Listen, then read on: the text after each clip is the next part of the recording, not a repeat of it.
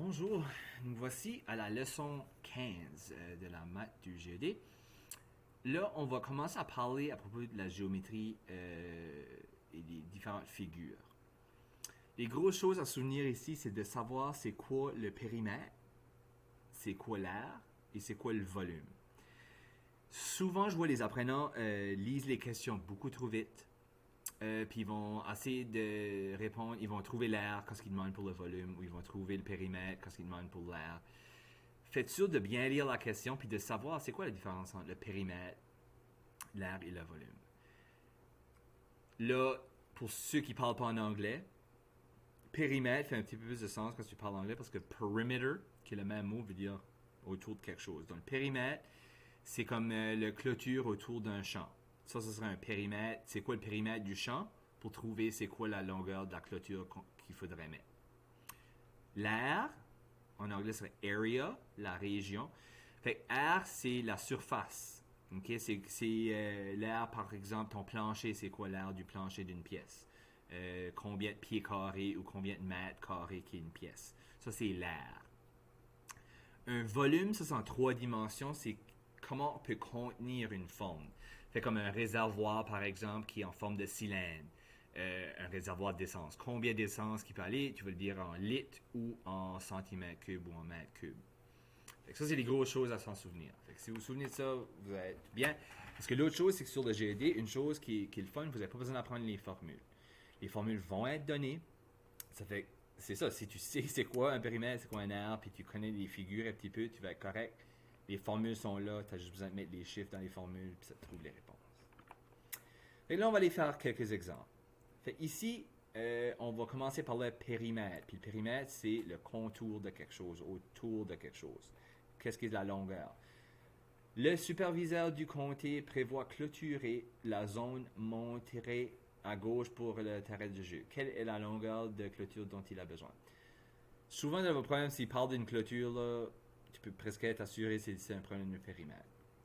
Si tu as un terrain de jeu, puis il veut faire une clôture tout autour du terrain de jeu, ben, comment est-ce qu'on va calculer ça? Tu vas additionner toutes les longueurs. Ici, ils sont toutes données. Des fois, il va y avoir un petit peu comme un casse-tête à trouver les valeurs manquantes avant que tu peux le calculer, mais ici, tout est calculé là. Et indiqué là, je veux dire. Ça fait que 25 plus 20 plus 15 plus 13 plus 15, ça va te donner ton périmètre.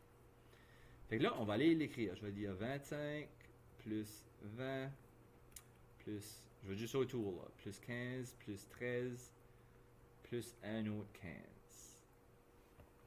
Puis là, tu les ajoutes. 25 plus 20 plus 15 plus 13 plus un autre 15, 88.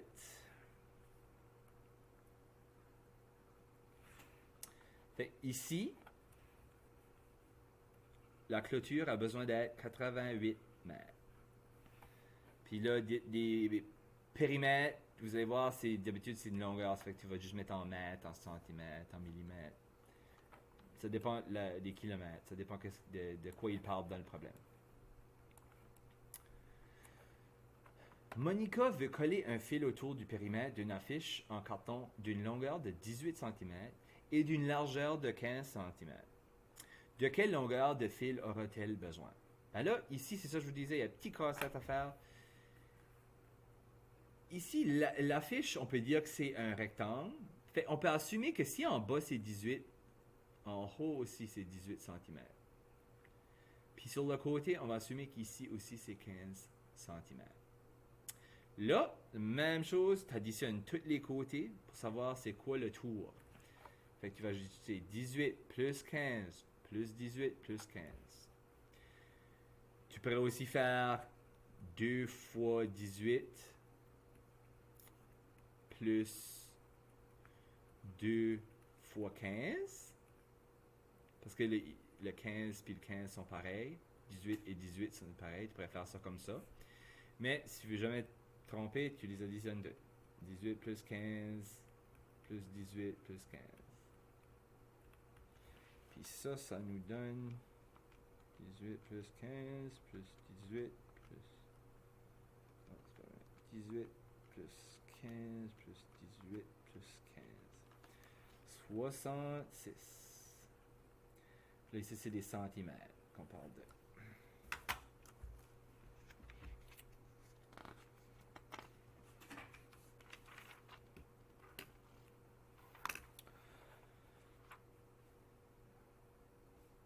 Ok, on va aller voir. On va aller voir dans l'air maintenant. L'air, c'est la surface de quelque chose. Donc ici, si on a un rectangle qui mesure 6 par 5 cm, tu as un côté de 5, tu as un côté de 6. Mais on veut savoir, c'est quoi la surface? Donc ici, on voit visuellement, ils l'ont divisé en petits carrés. Puis c'est pour ça qu'on dit des centimètres carrés. C'est comme si on avait mis plein de carrés dedans pour voir la surface. Ça veut dire, quand on fait l'aire d'un rectangle ou d'un carré, on multiplie les deux dimensions. Base fois hauteur. Base fois hauteur, il y en a qui veut dire longueur, longueur fois largeur. Des fois, il va l'écrire avec un petit L. Mais peu importe, tu multiplies les deux dimensions du quadrilatère. Ça veut dire ici, ça va être 6 fois 5, qui est 30. Ici, la seule chose qui est différente, tu vas écrire centimètres, mais tu vas mettre un petit 2. Parce que ici, c'est des centimètres carrés. Puis une autre façon de regarder ça, c'est que c'est en deux dimensions. Tu as multiplié deux dimensions ensemble. OK? L'autre chose à voir ici, parce qu'on a le dessin. Fait que si on divise tout ça, on a dit 30 cm². 1, 2, 3, 4, 5, 6, 7, 8, 9, 10, 11, 12, 13, 14, 15, 16, 17, 18, 19, 20, 21, 22, 23, 24, 25, 26, 27, 28, 29, 30.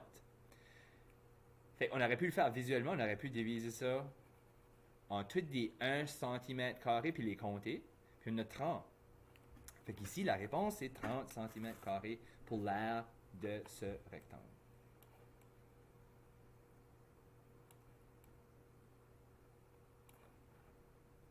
Le plancher de la salle de lavage de Kim est en forme de carré. Il veut y mettre des carreaux. Si un côté de la pièce mesure 11 mètres, quelle est l'aire du plancher? Fait que des fois, on a des casse-têtes pour l'aire aussi, mais ici, ils ont dit que c'était carré. C'est comme un mot-clé ici. Fait que si c'est carré, ça veut dire que si le bas est 11, le côté va être 11, ça va être 11, puis ça va être 11. Ici, on cherche l'aire. Fait que pour l'aire, on a juste besoin de longueur fois largeur, base fois hauteur. On a juste besoin de deux dimensions. Ça fait qu'ici, c'est 11 fois 11.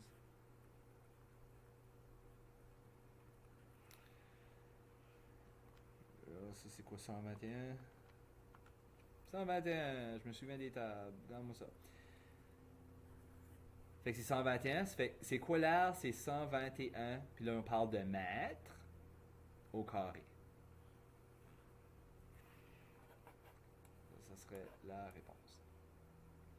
Là, on va avoir un casse-tête un petit peu plus compliqué. La forme ci-dessous est la forme d'une enfilade de bureaux. Quelle est l'aire en mètres carrés de ce bureau? Là, dans vos formules d'aire, vous allez avoir une formule pour des quadrilatères comme des carrés ou des rectangles. Vous allez avoir une formule de cercle, vous avez une formule de triangle, puis c'est pas mal ça. Mais, des fois, vous allez avoir des formes qui ne sont pas nécessairement uniformes, mais une combinaison de formes. Fait que s'il nous donne cette forme ici, la forme ci-dessous est la forme d'une enfilade. Quelle est l'aire en mètres carrés de ce bureau? Fait ici, on a presque toutes les mesures. Il nous manque cette mesure-là. Mais moi, je pense premièrement, on n'a peut-être pas besoin, ou on peut peut-être la trouver. Fait qu'ici, eux autres, la façon qu'ils ont fait ça, ils ont divisé la forme en deux rectangles. Fait au lieu d'avoir comme L à l'envers ici, on va avoir deux carrés, puis là, tu trouves l'aire de un carré, puis l'aire de l'autre carré, puis tu les additionnes ensemble. Fait ici, si le côté-là est 21 mètres, là, on peut imaginer que d'ici à ici, c'est aussi 21. 21, pas 22. Ça veut dire que ce qui reste ici va être... je vais faire mieux que ça. Mais non. Si je vais jusqu'à là, ce qui reste là va être 49 moins le 21 qui est là. C'est ça qui va rester ici. Fait que si je fais 49 moins 21, ça donne 28. C'est-à-dire que j'ai un carré de 21 par 21. Puis là, j'ai un rectangle aussi de 28 par 35. Ça, c'est le 35 qui est ici. Je trouve l'aire des deux, puis tu les additionnes ensemble, ça donne la réponse. Ça fait que 21, le carré de 21, c'est 21 fois 21. Base fois hauteur. Fait que tu vas avoir 441 plus ça qui est 28 fois 35, 980. Ça fait que là, si tu additionnes ça, plus. Fait que c'est ça, ça donne 1421. Puis ça, c'était des mètres. On va mettre mètre au carré. C'est un air. Fait que c'est ça, quand vous avez une figure qui n'est pas juste un rectangle ou un cercle ou quelque que ce soit, divise-les en plus petites parties dans des formes que tu connais la formule pour calculer l'arbre. Puis là, tu calcules toutes les aires, puis tu les additionnes, puis ça va te le donner. Juste avant que je passe au prochain, je vais juste donner un autre exemple. Là, comme par exemple, si tu aurais... Je vais essayer de faire ça comme ça. Si tu aurais cette figure-là, par exemple, puis il dirait, ça c'est, je sais pas moi, 10 mètres, puis ça c'est 12 mètres. Puis ils disent calculer l'aire totale. OK? Ben ici, j'ai un demi-cercle. Fait que le cercle, ça c'est pi fois r au carré. Ça c'est pour l'air. Mais ici, on a un demi-cercle, ça fait qu'on va le diviser par 2. C'est quoi notre R ici? Le R, c'est la moitié du diamètre. Ça fait que si on commence au milieu puis on va jusqu'à ici, c'est quoi la longueur là? Ben, ça va être 12 divisé par 2 qui est 6. Fait que je peux faire mon cercle, je peux dire, OK, pi fois 6 au carré divisé par 2, ça va me donner l'aire du demi-cercle. Fait que ça, on va faire le 6 au carré en premier, c'est un exposant. Le fois 3.14 pour pi. Divise ça par 2, ça donne 56.52 pour le demi-cercle. Là, le carré qui est en bas ici, toute cette aire-là, ben, je fais juste base fois hauteur. 12 fois 10, qui nous donne 120. Fait que là, tu additionnes les deux.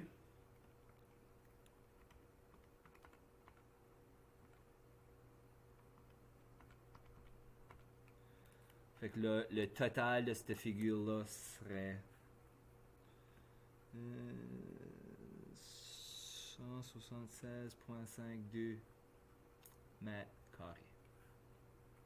Ça fait que ça, je voulais juste vous montrer un exemple avec un autre type de figure, comme un rectangle avec un demi-cercle dessus. Des fois, ça va être des demi-cercles. Il pourrait mettre l'autre moitié du cercle en bas. C'est un exemple que j'ai vu souvent. Là, tu ne ferais pas le diviser par 2. Tu le trouves, même s'il est séparé, ça va te donner le total des deux. Puis toutes sortes de choses. Il peut y avoir une cabane, il peut y avoir un triangle, tu sais, pour faire comme une maison. C'est toutes des choses que tu peux faire, mais c'est le même principe. Tu calcules l'aire du triangle, tu l'additionnes avec l'aire du rectangle ou du carré. Là, on va parler du volume. Fait, le volume, ça, c'est en 3 dimensions. L'aire, c'était 2 dimensions, c'est base fois hauteur. Ici, ça va être base fois hauteur fois longueur ou hauteur, ou comment tu veux l'appeler. Fait, ici, 1 cm3, ben c'est un cube qui est 1 cm par 1 cm par 1 cm. Ça, c'est un cube, 1 cm3. Nous autres, on va savoir combien de centimètres cubes qui peut aller dans un solide. Là, on parle de centimètres parce que ici, le solide est en centimètres. Si c'est en mètres, ça serait comme un mètre cubique. Un gros cube qui aurait 1 mètre par 1 mètre par 1 mètre. Ici, il nous demande quel est le volume d'un contenant rectangulaire qui mesure 14 de longueur, 8 de largeur, puis 4 de hauteur. Ben, les rectangles, c'est très facile. On appelle ça des prismes rectangulaires. Là, ici, tu multiplies toutes les valeurs. Tu as 3 dimensions, tu multiplies les 3 dimensions. C'est pas plus compliqué que ça. 4 fois 8 fois 14. Faire ça, 4 fois 8. 448. Puis là, à cette heure, on parle de centimètres. Mais les volumes, ça fait on met un petit 3. Il y a 3 dimensions. C'est cubique.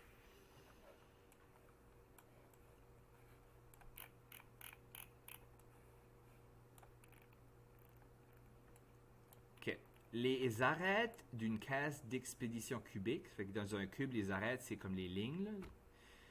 Mesure 6 mètres chacune. Quel est le volume de la caisse en mètres cubes? Ça fait ici, là, si je vous dessine un beau cube, ça va dessiner comme ça, ça va comme ça, ça va comme ça.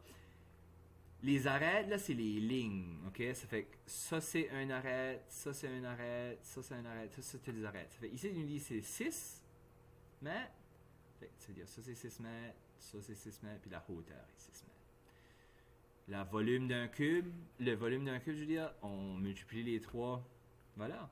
6 fois 6 fois 6.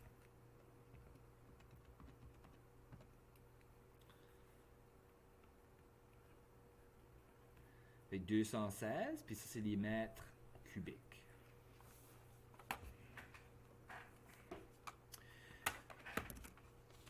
Et voilà les exemples qu'on avait pour cette leçon. J'espère que vous avez compris quelque chose. Puis on se verra dans la prochaine leçon.